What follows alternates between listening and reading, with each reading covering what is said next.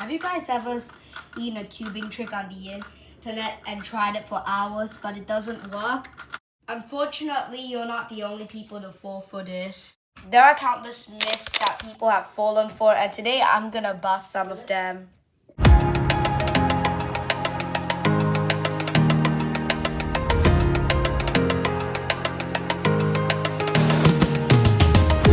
I spent the last few hours gathering a ton of myths, and I'm gonna bust all of them. The first myth is you need high IQ to solve the Rubik's Cube. Well, we have to understand how to solve a Rubik's Cube in order to answer this. The Rubik's Cube is mainly pattern spotting and then doing an algorithm to finish it off. With that out of the way, all you need to do is just spot a few patterns and, well, memorize some algorithms and you can solve the Rubik's Cube. So, myth busted. This next myth is for all the non-cubers. If you're a non-cuber and want to get your friend to solve the Rubik's Cube for you, you probably just scramble the cube 1,000 moves. But you probably don't know that every possible combination on the cube can be achieved in just 20 moves.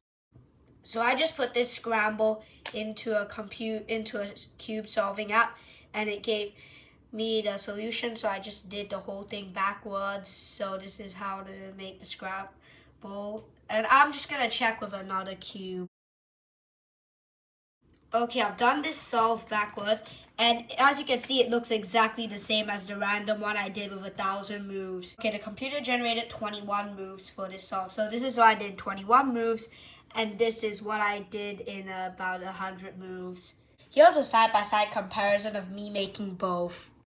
So yeah, myth busted. So far, the myths have been quite general, but I'm gonna go to the trendy and the worst myths. There are two main trends I want to discuss. You've probably seen these floating around the internet. The first, people call it the communicator. Usually there's one unsolved center on one side and the other unsolved centers on a different side right next to it.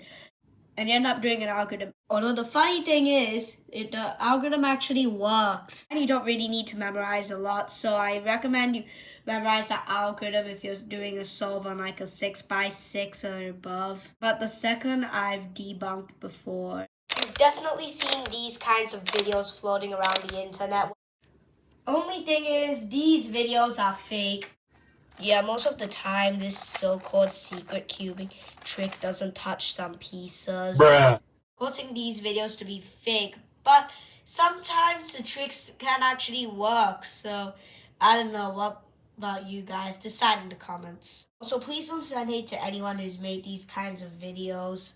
Either way, let's just move on to myth number 4. So, this is another myth for those non-cubers out there. You need to solve a Rubik's Cube one color at a time. Even if you know how to solve a Rubik's Cube, you know that cubers usually solve it one layer at a time. Or if you're a bit more of a pro, just solve the second layer as you're doing the first layer. Either way, I'm just gonna get to explaining why people solve layer by layer and not color by color. So if you're a non-cuber, you probably won't care where all of these are aligned. If you're just solving color by color, you probably just do random moves to get the color completed. And yeah.